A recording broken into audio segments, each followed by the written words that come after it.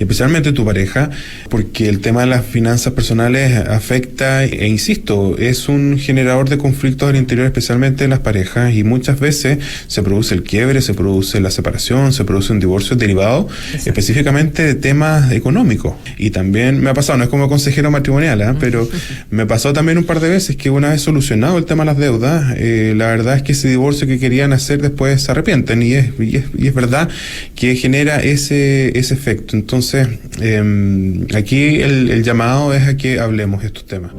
Durante el año 2024 se realizó el estudio Hablemos, un estudio que es encabezado precisamente por Ipsos y la Fundación, el Banco Itaú, y que reveló que un 49% de las personas consultadas consideraba que hablar de dinero y de finanzas personales es un tabú. De hecho, se ubica en el top 3 de las conversaciones que más prefieren evitar en los círculos de familia y amigos.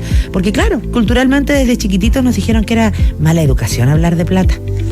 Aquí somos todos unos maleducados porque precisamente necesitamos hablar de plata para aprender a manejar las finanzas en nuestro país, en nuestro bolsillo, en nuestra casa, porque no es algo que nos enseñan en el colegio. Bueno, en mi época sí lo enseñaban, pero hace un tiempo ya no, y es súper necesario por cómo está la situación local, pero también a nivel internacional. Está con nosotros el abogado y director legal del Grupo de Defensa.cl, Mario Espinosa. ¿Cómo estás, Mario?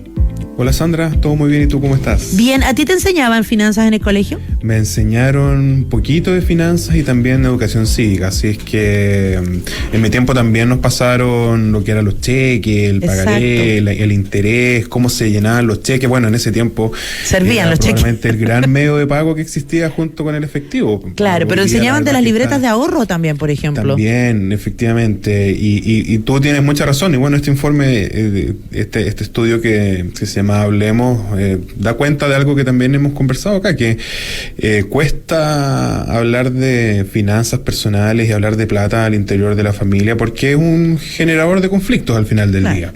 Desde que la mala administración que se puede hacer, desde reprochar algunos gastos o ocultar algunos gastos y llevar una vida económicamente más allá de lo que son tus posibilidades, y eso va generando situaciones complejas que no se comparten, que no se hablan, y después cuando el tema explota un poquito, obviamente que es mucho más grave de lo que podría haber sido si es que esto se hablaba desde un inicio. Claro, y yo lo decía, tiene que ver también con que lo consideraban de mal gusto generacionalmente antes, que de alguna forma también había que cuidar, no hablar mucho de plata porque había que cuidarse de cualquier tipo de, no sé, solicitud, por ejemplo, de alguien que tenía algún tipo de problema.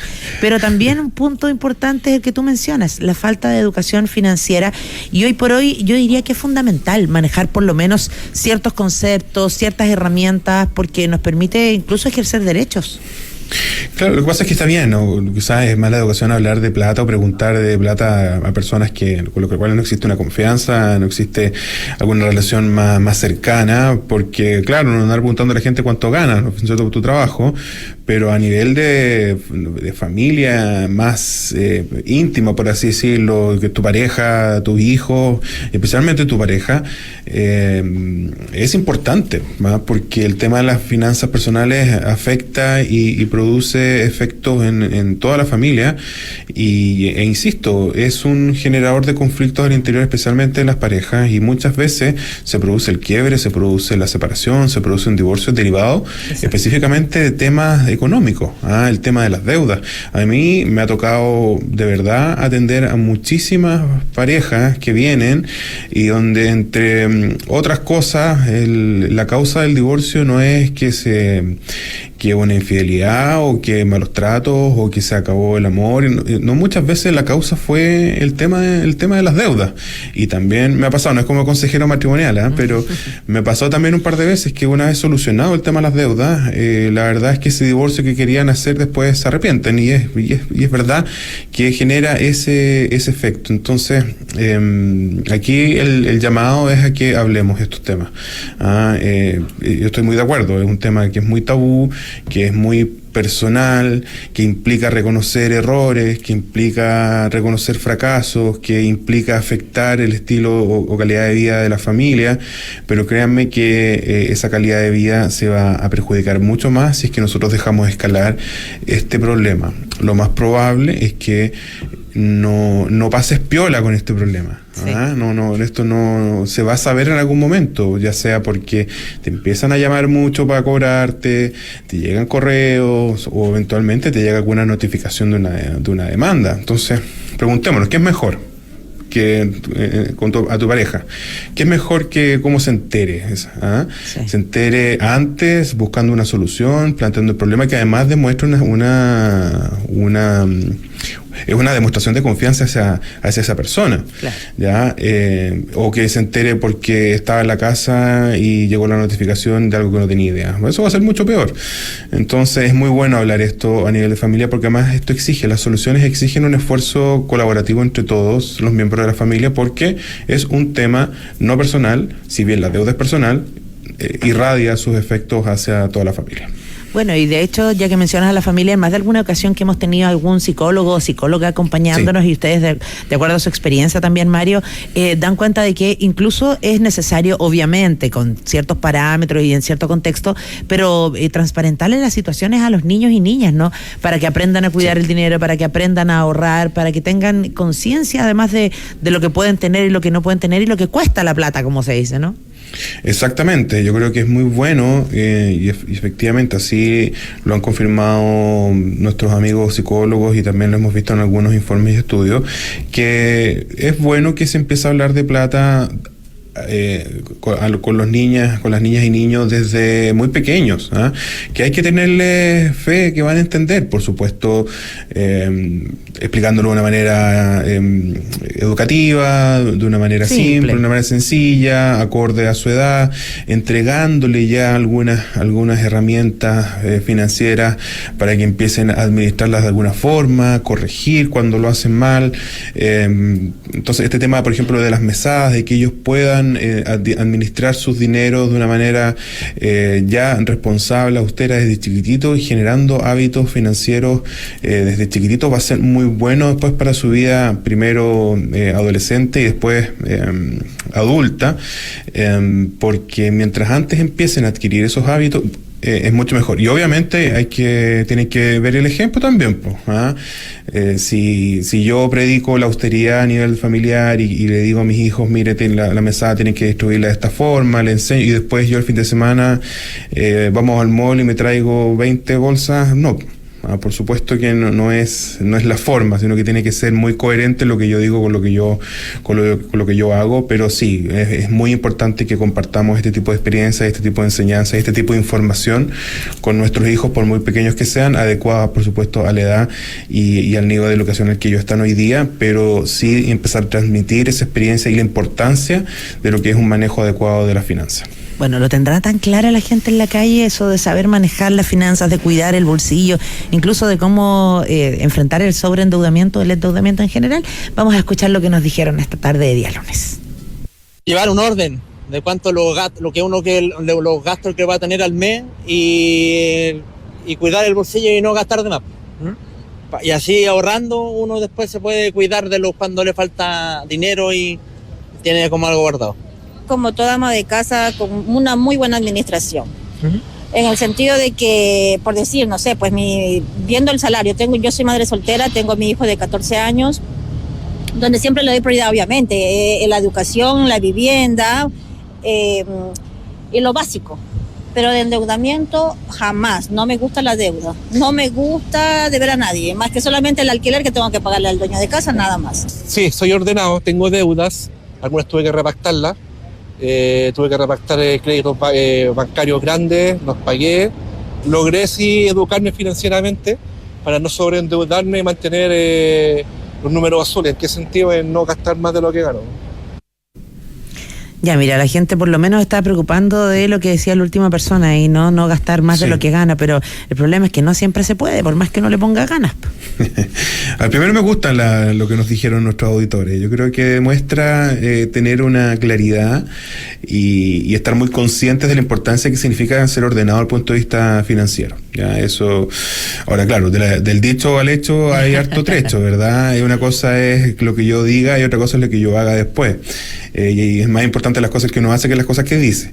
Pero dicho eso, yo creo que de todas las experiencias que nos comparten nuestros auditores, podemos distinguir o destacar algunas cosas. Primero, que están muy conscientes de la importancia de ser ordenado desde el punto de vista financiero. Uh-huh.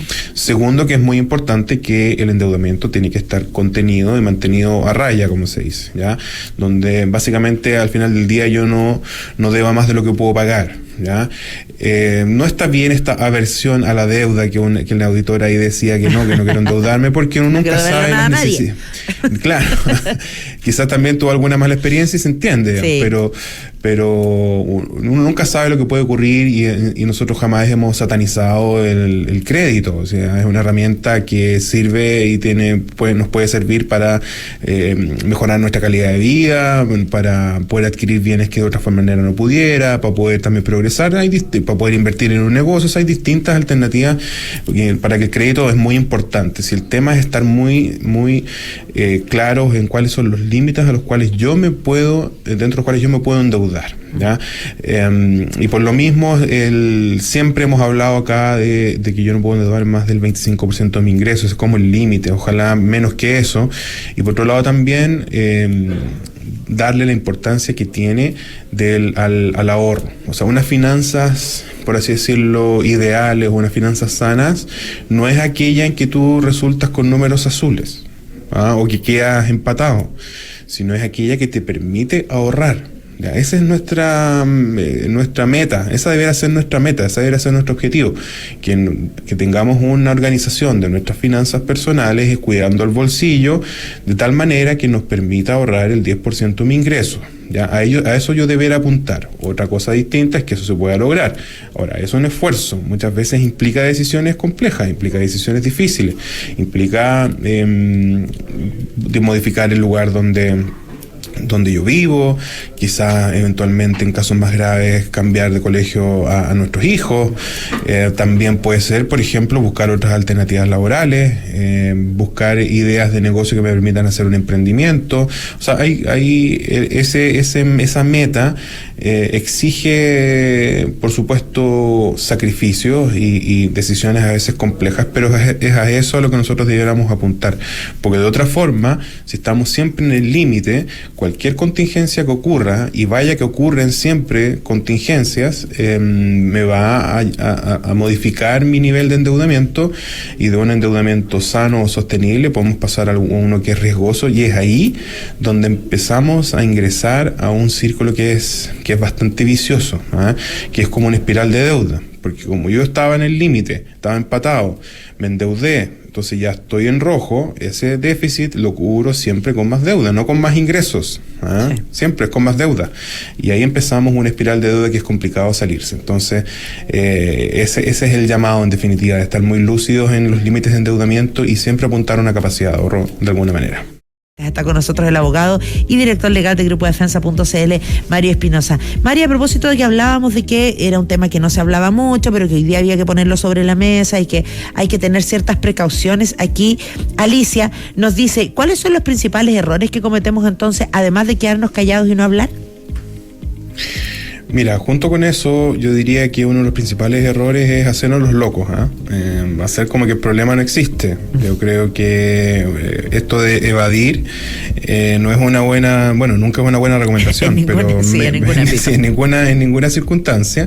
Pero en materia económica, si yo evado el problema, lo único que estoy haciendo es agrandándolo y de una manera muy, muy rápida, muy explosiva, porque el efecto de las deudas y el no pago de deudas tiene un efecto de generación de intereses y de consecuencias que es muy importante y que hace que cada vez mientras más tiempo pase, sea más difícil de abordar y de solucionar.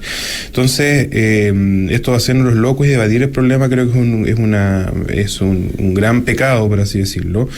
Y junto con ello, yo creo que también es repactar a tontas y a locas, como se dice, repactar solo por el temor de no verse enfrentado a una cobranza judicial, ¿ya? Y muchas veces esa repactación lo único que hace es aumentar esta espiral de deuda, porque si tú debías 2, lo más probable es que se saquen la cuenta, producto de la repactación vas a terminar teniendo 4. Lo más probable también, yo lo veo mucho, acá en el Grupo Defensa, es que esas repactaciones después, al cabo de 2, 3, 4 meses, no se pagan, porque no implican rebajar de manera importante o de una manera definitiva como solución de tu carga financiera mensual, ¿ya? Entonces tu cuota, si tú pagabas 300.000 pesos de cuota, producto de la repatriación probablemente te baje 250, ¿ya? Pero eso no cambia mucho el escenario, ¿ah? Y lo más probable es que tu nivel de deuda haya estado muy por sobre ese 25% que nosotros señalamos como límite,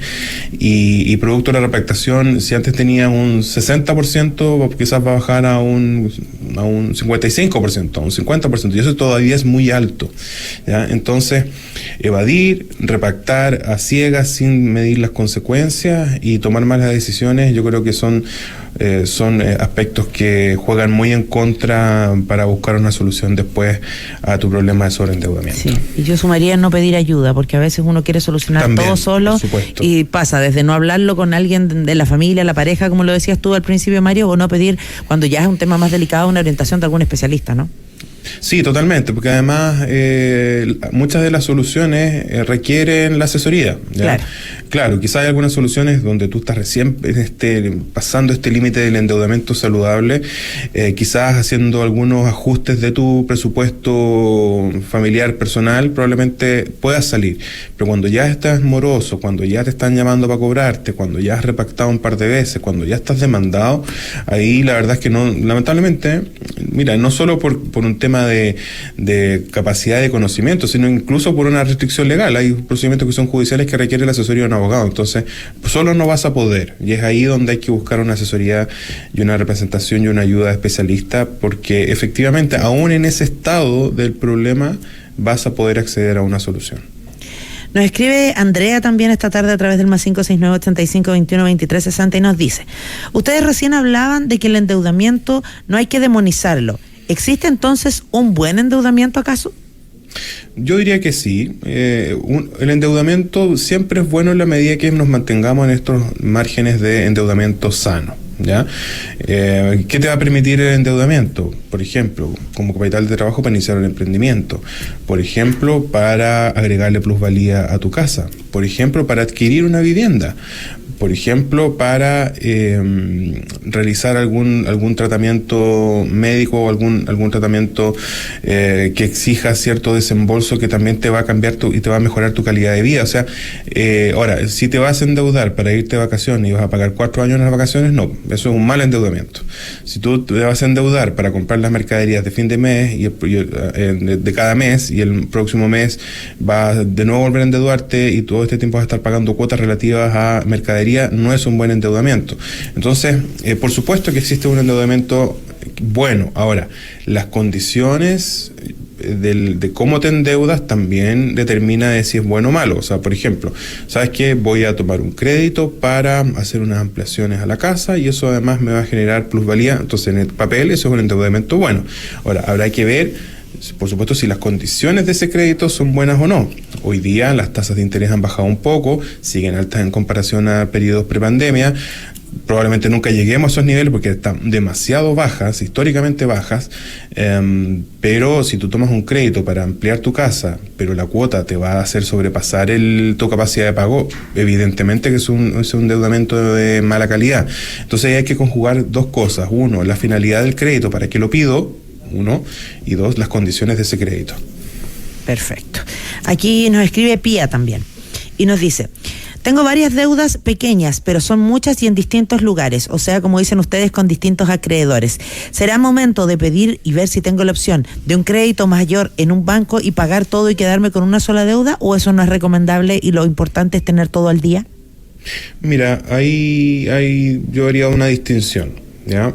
Si tú estás al día y tienes capacidad de poder acceder al mercado formal del crédito, estoy hablando de banca especialmente, y la consolidación de la deuda, que es esto de reunir todas deudas chicas en una más grande, en una única más grande, puede ser una alternativa en la medida que tu carga financiera se mantenga dentro de los rangos de un endeudamiento sano, ¿ya? O sea, si tú, por ejemplo, hoy día destinas el 30, el 40% de tu ingreso al pago de varias deudas chicas, y a través de la consolidación de la deuda o compra de cartera, o como también nosotros la llamamos el refinanciamiento, tu carga financiera llega al 25 o baja, puede ser una buena alternativa, ¿ya? Pero si es que en realidad ya estás moroso, ¿ok? Porque si estás moroso ya no accedes al crédito de la banca, porque obviamente estás en DICOM. Pero tienes 2 o más deudas con acreedores, y tus deudas superan las 80 UF, son más o menos 3.100.000, y no te han notificado una demanda, y tienes un trabajo, generas ingresos, que probablemente tu solución no sea ya no va a ser la consolidación de la deuda, porque no vas a poder acceder al crédito porque estás en DICOM, pero sí pudiera ser la renegociación administrativa de la ley de insolvencia, que también es un procedimiento que es muy efectivo, quizás puede ser una solución definitiva a tu problema de endeudamiento, y que te va a permitir rebajar la carga financiera mensual tuya de una manera muy relevante, muy determinante, que te va a permitir cumplir con tus acreedores y pagar las deudas. Mira, aquí también Eduardo nos dice, y si yo tengo un problema ya de sobreendeudamiento, ¿cuáles son las mejores herramientas o la que el especialista nos recomienda para poder abordarlo? Mira, cuando tú ya estás sobreendeudado, tú ya derechamente te diría que tienes 3 soluciones, ¿ya? La primera es, es decir, ¿sabes qué? Yo no tengo grandes bienes, estoy reorganizándome desde el punto de vista de las finanzas personales, estoy esperando que salgan un par de negocios o de trabajos que ya tengo comprometido y que me van a generar ingresos, y la verdad lo que yo quiero es tiempo. Perfecto. La solución es defenderte en los juicios, dilatar esos juicios, ganar el tiempo necesario, y cuando tú tengas los montos poder renegociar extrajudicialmente esas deudas, accediendo a descuentos, a rebajas y a mejores condiciones. Eso puede ser una alternativa. Yeah.